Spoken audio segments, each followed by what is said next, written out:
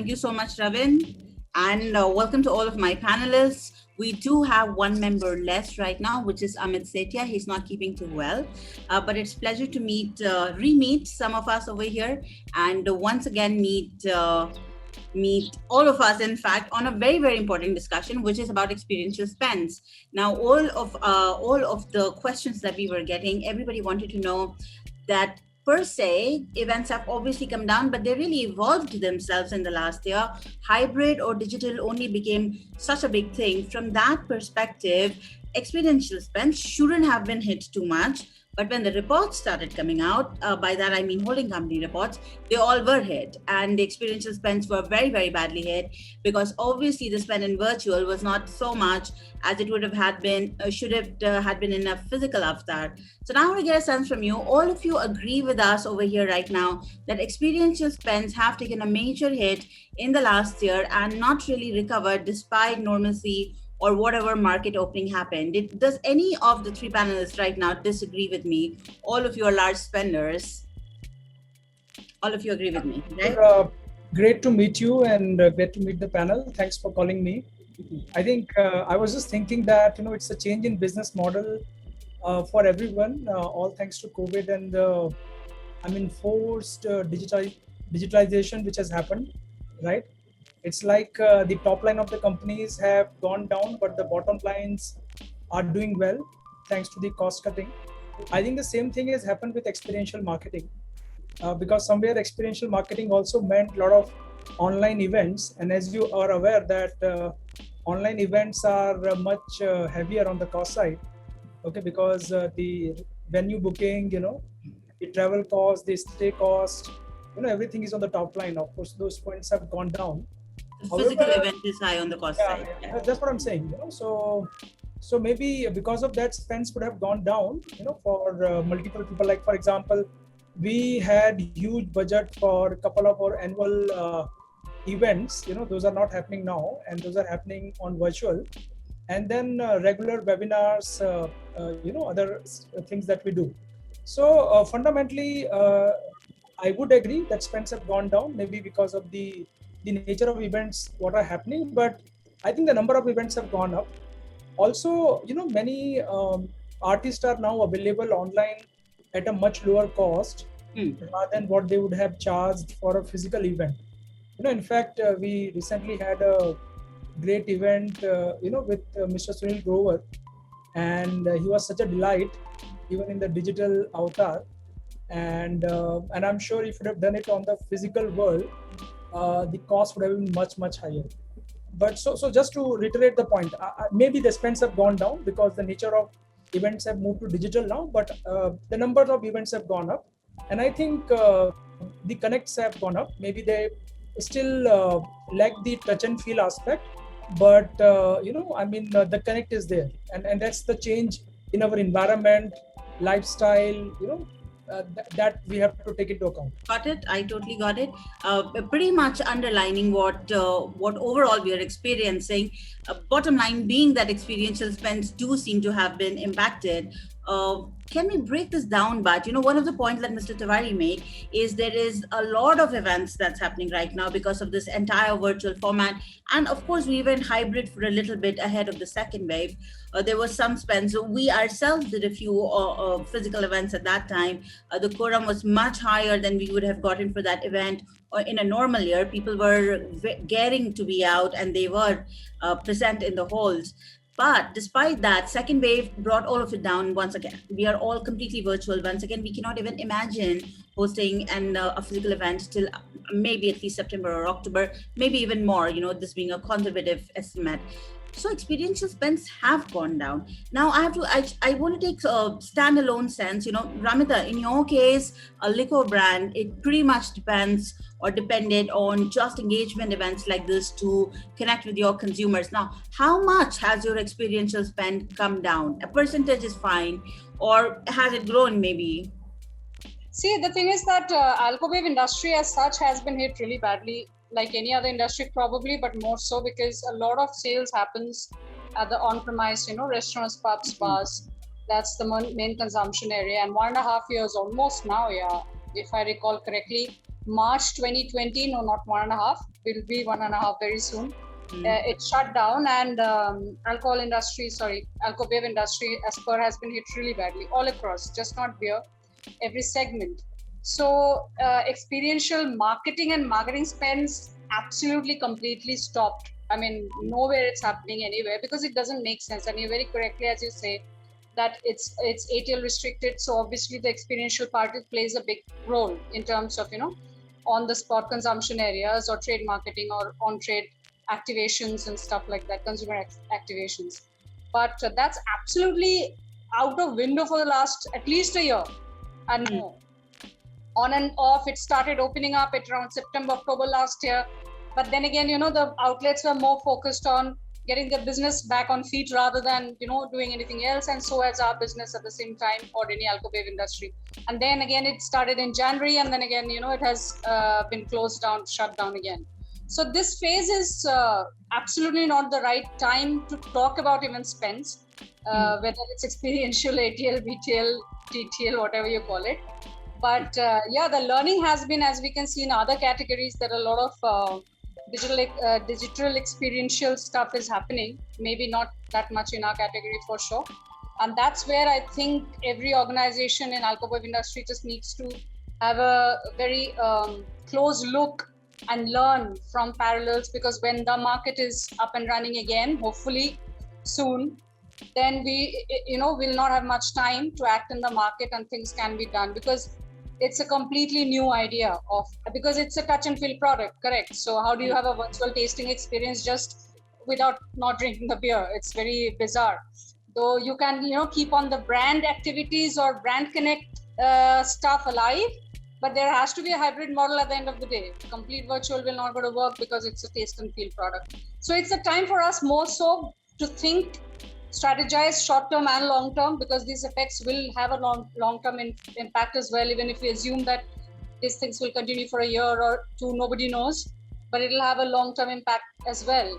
And I agree, as Prabhakar said, that it's good for the bottom line right now. I think companies who are still surviving are pretty happy that at least the bottom line is thanks to lesser marketing spends. But these are very transitional time. I don't think we can really concretize any takeaway because of these fluctuations.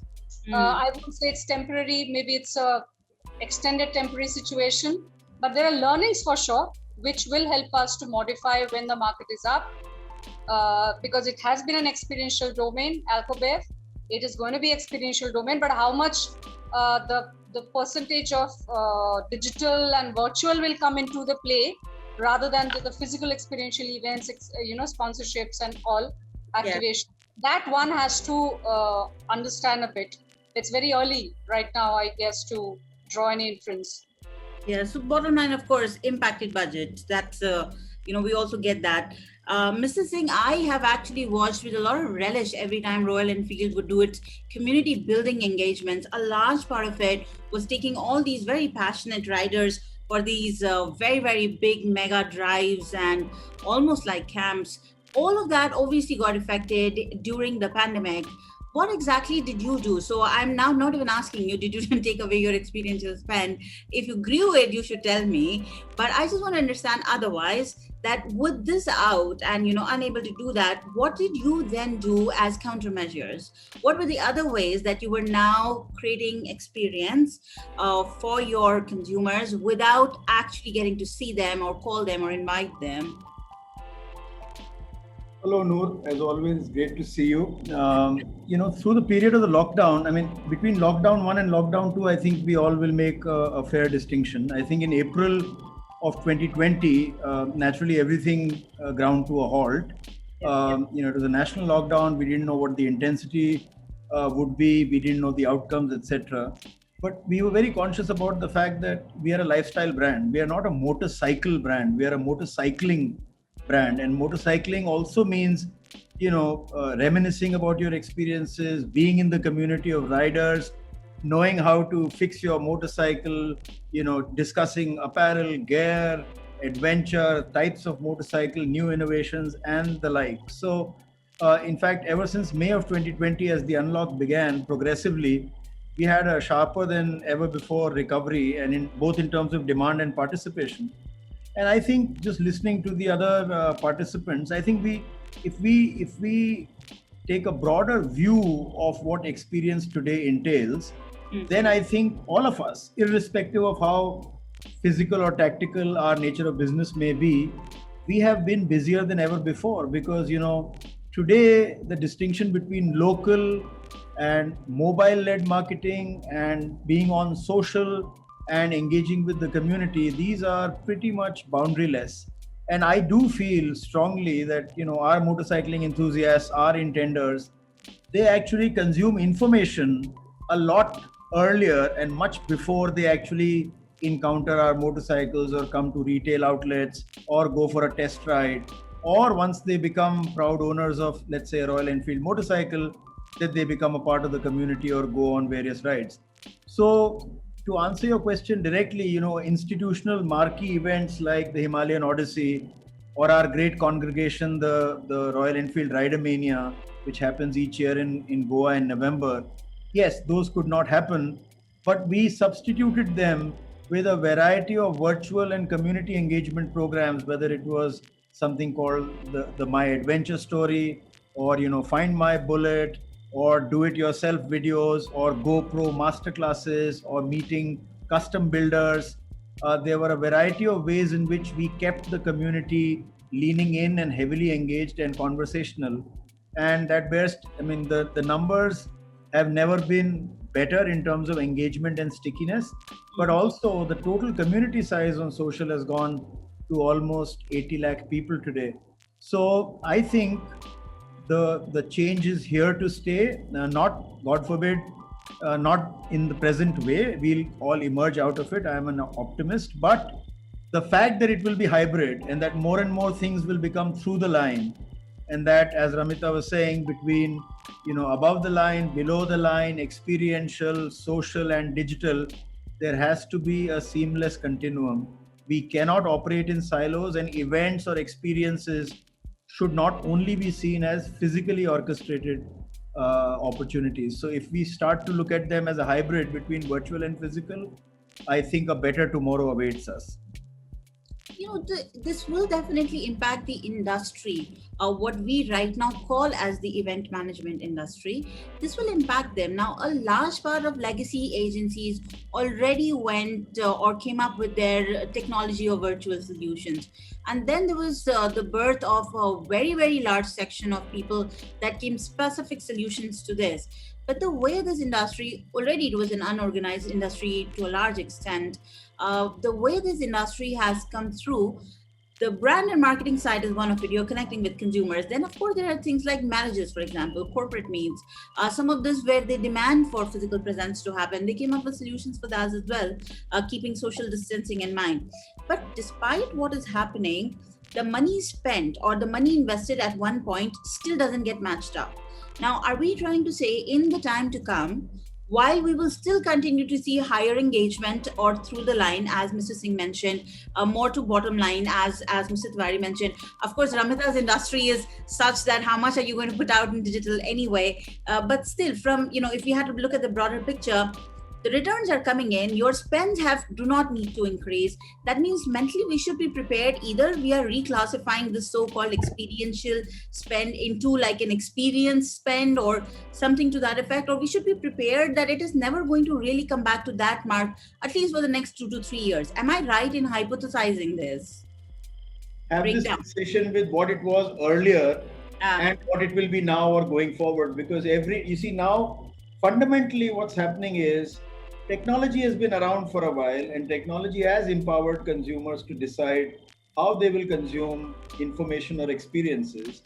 And everybody's, let's say in my industry, when people were deciding, whether to choose one motorcycle or the other, they were doing their due diligence online, they were meeting their friends on social, they were following influencers and critics, they were seeing comparison videos. Then you had a launch event, media came there, they went to a physical retail location, they went for a test ride. All of that will mutate in part.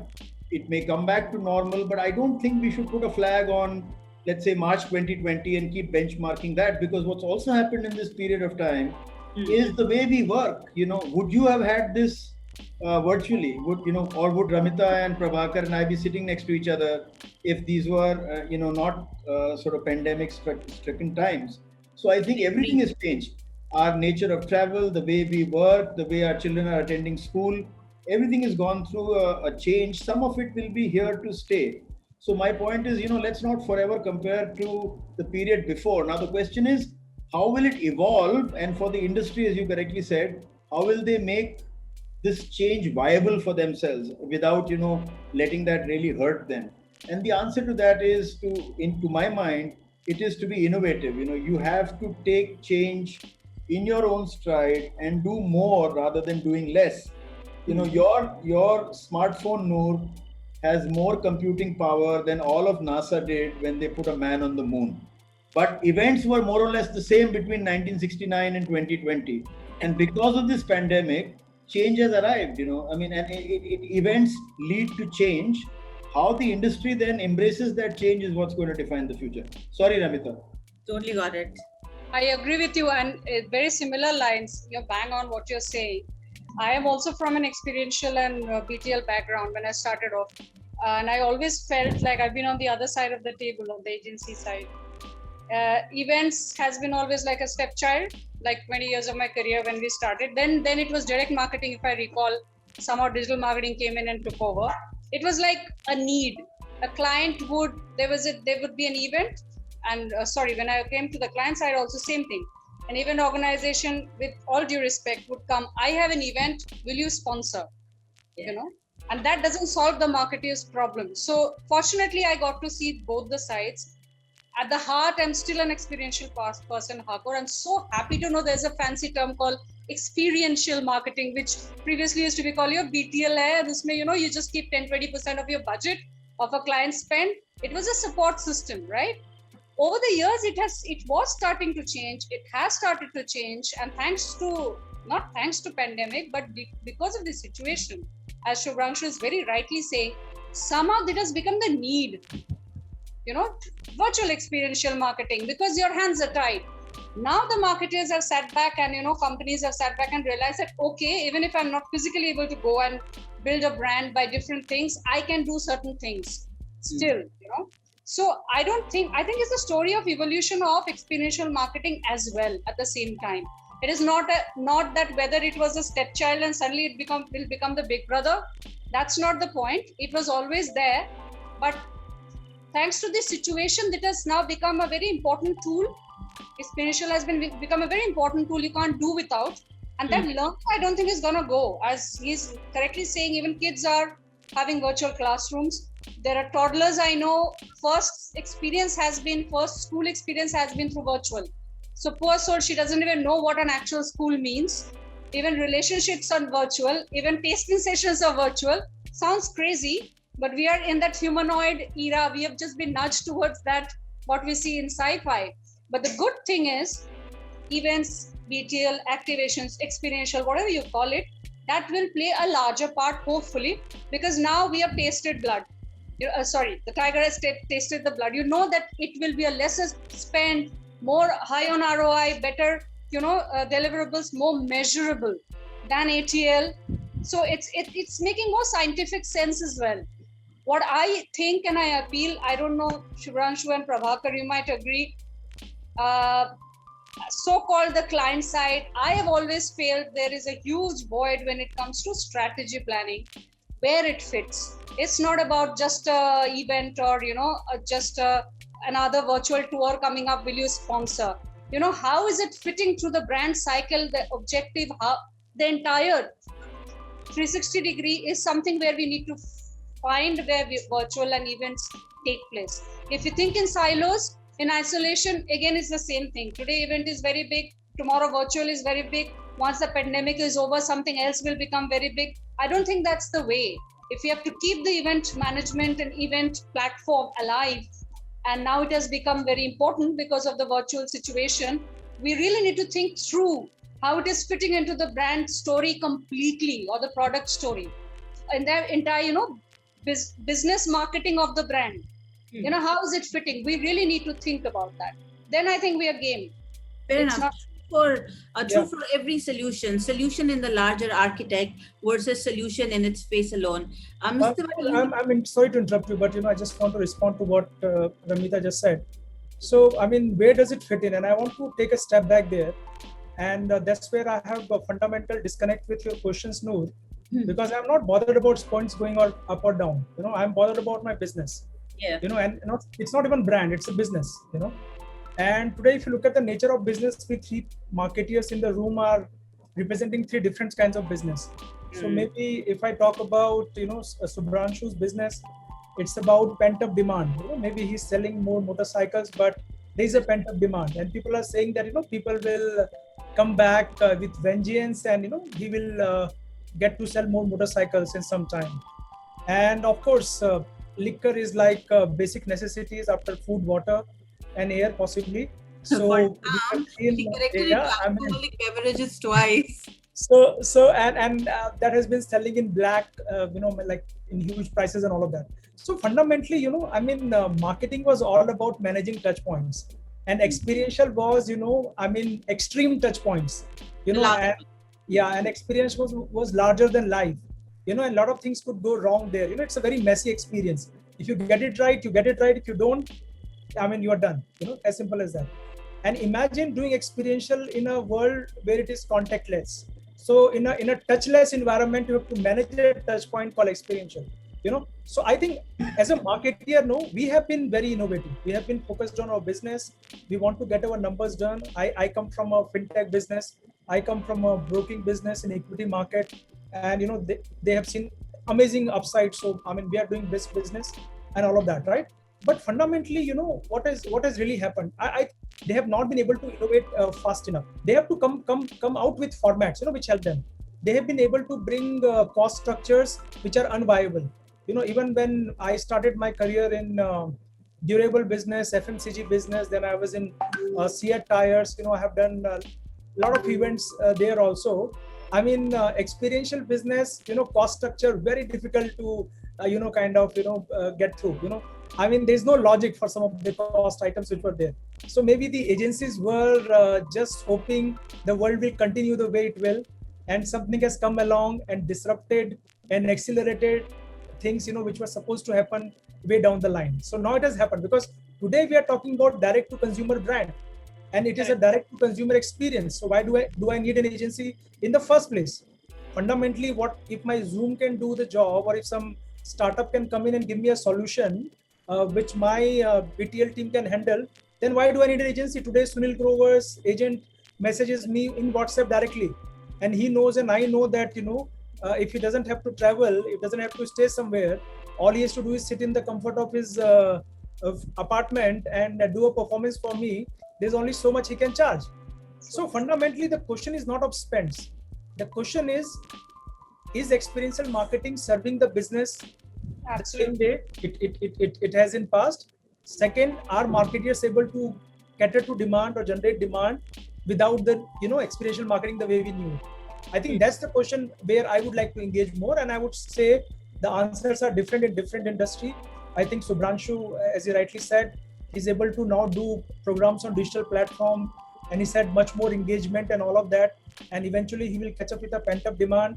And I'm sure Ramita has a point that as soon as things open up and there is a home delivery of liquor nowadays, on-premises consumption has of course gone down, but people are doing Zoom sessions just to drink and just chat with each other.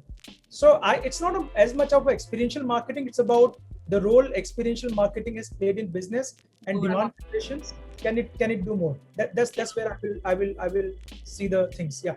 Got it. Mr. Tiwari is wearing his Chief Growth Officer hat, which is plus the sales plus Chief Marketing Officer that he used to be. But the point is obviously 100% valid on business outcomes. All of this ultimately must get us business outcomes. Otherwise, where's the conversation? I'm going to bring Mr. Singh back into the conversation over here because of an earlier comment you had made. Because of going digital, one thing that has helped out what was so-called events or experiential or these kind of engagements is that all India is available. So once upon a time, your consumer was available in a market. Your efforts below the line, whatever they would have had been, would be for that market. But now when you're going digital, it's a flat India. Now, from a strategy overall standpoint, how did this play up or come in the decision making of the plans that you had while engaging your people? Your consumers specifically, your Yeah, rider. no, that's a good question. But again, I think there is no one answer or prescription that works for all. By and large, as you know, there are vast regional differences in terms of penetration, in terms of customer affluence, per capita consumptions across categories. So I think just because there is availability via technology to have a flat or equal access, it does not mean that everybody will have equal opportunity or equal inclination to consume. But let me bring in one other part based on what the other participants have been mentioning.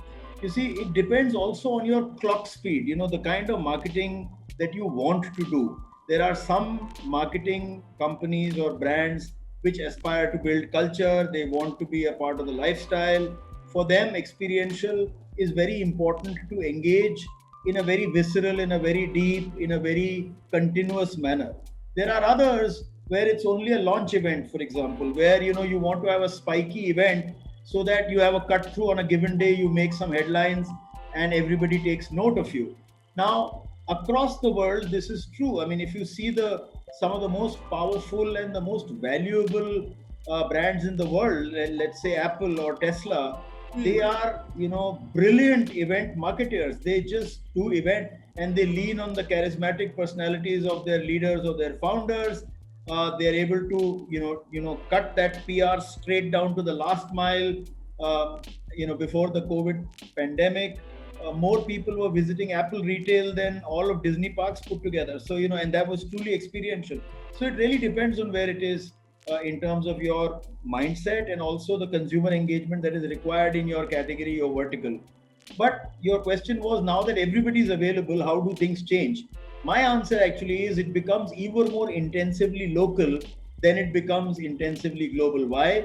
Because there is a better chance that you will be able to address 100 cities with a small congregation in each place. We have more than 2,000 stores. There are so many. India is a vast geography. The world is a large place. So if you are able to, through technology, have a one-to-many relationship, to my mind, that is a more precious thing than a one-size-fits-all. And there are several examples that already were in play. You take the example of a Nike Fuel Band, right? It allowed me to have a relationship with my fitness and my regimen, but it also plugged me into a community of people who are similarly experiencing. Now, I may be running or doing whatever I am, but I am feeling plugged in with Prabhakar, with Ramita, with Noor, who are also on to Nike Fuel Band. So, I mean, I think these are the kind of innovations that will come to stay. Yes, technology gives us access, but that access has to be used in light of what your category, your brand, and your business reality is. Your ultimate objective is, I totally got it. Nike Fuel Band, I got onto it for exactly 2 days. I realized it's not my cup of tea. I was out. But I totally understood your example over here. Believe it or not, we are left with only 10 minutes on this discussion, and there are a few questions that's coming in. Before I even pose my next question and kind of sum the whole thing up, or invite your final comments, I do want to take this one live audience question. This is I do not know who asked this. It has come to me from my team. They're asking, which experiential marketing campaign in the recent past, apart from your own campaigns, gets your mark of approval? Any comes to your mind? Any experiential marketing from the recent past? So I'm guessing last 1 year, really, that really you thought that I wish I did it, or that you were part of maybe as a consumer, or that just stood out per se? See, I would. That's a competition event in our business. And before I say this, I just want to quickly react to Shubranshu's point. I mean, you cannot build a culture of a community for a brand which is consumed in offline. So if experience of Royal Enfield Bullet is in the real world and people can't step out, then you can't hope to kind of do experiential to build community. But if you are in a gaming business or you are in cryptocurrency business, then of course it's a digital, so the community can still be built in digital. So it's not that, community building is required only through physical experience. So just wanted to add to that. So now talking about my competition, and I will not name them, but they have been able to kind of create an amazing 2 days experiential event where they had amazing speakers lineup from Rakesh Junjunwala to another founder of a competition company, to amazing economists from the regulator side, and they could create amazing engagement. I mean, I was super impressed with their work. But fundamentally, and it was nowhere done in our industry till that point of time. So I got very impressed with that. But fundamentally, it was based on the principle that the fundamentals of this business are about investment basics, listening to experts, listening to different point of views, listening to youngsters, listening to people with experience in a multiple format, just a keynote speech or a panel discussion or a debate. And I think the competition has done an amazing job there. Well, you have the answer there. I would always question that in these events, because we always get this question asked, the component of networking has gone away. And no matter how many virtual solutions have come in terms of, get your audience to talk to each other or to the speaker, there is no successful way of actually doing that. So there's a big gap when this kind of translates to, because great speakers is one thing, you get to hear them, but it was always the, ability to actually see them or have the chance to say hello that actually worked for large scale events.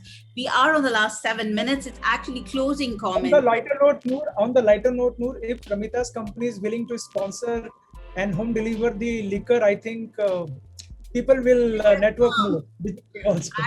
I doubt. Even in that, they would have accepted it. Enough. Not only that, because of the pandemic, because of restrictions, you were talking about home deliveries. No, sir, that's not allowed. Illegal, of course. But legally, there are so many compliances. It's like almost keeping your hands and feet tied down right now. But yes, that forces you to think otherwise as well. How? Right.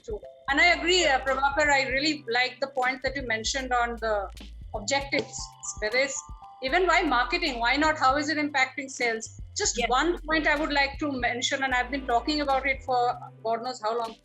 I have been questioned by CFOs and auditors, because activations and BTLs, in ATL you have chartered reports to, brand tracks and reports to measure. BTL activations are always under question because of the measurability, chartered, measurable solutions and formats. Everybody said, oh, there's a digital. Digital is digital was like born in itself, baby, who had all the good things, and everybody is, lapping it up because you can measure. But we really need good measurement techniques of experiential marketing, chartered ones, which is not like, oh, I have done this and this is how I've measured, and that has been questioned, very rightly so. There are ways of measuring, but it's because at the end of the day, how is it impacting the business? How it is impacting the marketing objectives? How is it impacting the budget, the analysis? It is very, very difficult to measure pre, post or during. So that is something the entire industry needs to think. Totally got it. Lack of a currency, basically. Lack of a currency, in any case, has plagued this segment for a really long time, but they kept growing amazingly. Event industry is always a conundrum for somebody such as me, who is reporting on other media as well. Last comment, so, just to kind of bring this whole thing together, what everybody has agreed is stop looking at pre-COVID, stop at the benchmarking, or don't be fixated on whatever it was at that time, whether it was the very definition of experiential or whether it was spends. Do not look at them. Everything has changed. But as far as all of the three marketers here are considered, probably, Ramita not really included, and alcoholic beverages per se as a segment. But large scale marketers are already seeing more engagement with consumers. In fact, more consumers. The point that Mr. Singh made, that more consumers actually meant intensely more local than more global or general. So there is a lot of evolution per se that has happened in what was once called as experiential marketing. get that right, and automatically the correct solution will find its way in the marketing mix. But what my takeaway was that it was a bit of an existential question that is happening to the industry right now. So those who have already not found solutions need to do that urgently. Final comments need to come from everybody. We are on the last 3 minutes, so everybody gets a minute. Just give advice. Your audience today is a very, very large mix of legacy event management and virtual. Plus, I also saw many, many brand heads who typically are from companies that used to do this large scale. Your advice to this segment? I think we'll go ladies first on this one. How about it, gentlemen? So Ramita, you go first. You've got like a minute. A minute for a marketer is tough, especially for me. But what I'm trying to say is that, again, COVID, post-COVID, pre-COVID, whatever the situation is, as a marketer, whether big brands or small brands, my fear is once this pandemic is over, thankfully, thank God if it is over and everything comes back to normal, would we still forget the learnings of using experiential marketing in the virtual digital domain as well? You know, this is a very, as you're saying, it's an emergency situation, reactive kind of a stance. But there are good side of events, activations, experiential, evolving during this time. That learning, I think, as marketers, big or small, we need to carry that forward and have a good balanced mix when everything becomes normal again. And I'm sure the output will be much better. Noor, for me, I think I think the world's going to be a better place overall for experience marketing per se. Just like I keep saying, it depends on how you define it. If you want to be fixated on the physicality of it alone, then we'll have to wait till it becomes permissible and okay to do that all over again. But if you can decide to be more hybrid, if you can decide to lean more on technology, if you can move faster and learn more iteratively, I think there are more opportunities even in the short to medium term than before the pandemic. I was blessed to be given an opportunity to be head of juries for APAC FEs this year. I'm very tempted in response to the consumer question to answer, but some of the fabulous work that's happening, integrating influencers into integrating events onto a hybrid model. There's a lot happening in the world, and new things are coming into our lives. I mean, if you see Netflix or if you see penetration of Hotstar, I mean, these are all things that have gone on to a surge. So events will change, experiences will change, but my belief is those who are willing to learn and adapt and move fast will be better off even in the short to medium term and definitely in the long term. So that's my prognosis. Yes, you get the final word. So my 2 bits to the agencies would be that just imagine that you have woken one fine day and the world has moved 10 years hence and it is all digital now. And then if you are the entrepreneur that you are, how will you respond to that? That's point number 1. And point number 2 is that I just read now AI can, sense the smell. Okay, AI can sense the smell. So AI can generate the smell also, right? So, so what can you play with the senses? Can you just rely on a laptop or will you think about some other device? So you have to kind of, you have to do tie-ups, strategic partnerships and create the magic that you guys are known for. Don't have to kind of, think about a 1KD stadium with a Dolby sound and a great guy there. I think that won't work anymore. All right, perfect. I can see that the speakers of the next session are already logging in as well. May I get Ravin back on screen to thank these people properly? They gave me very, very awesome comments, answered all my questions, asked some of their own, and of course, excellent advice to the community. I am grateful for that time. Ravin, your turn.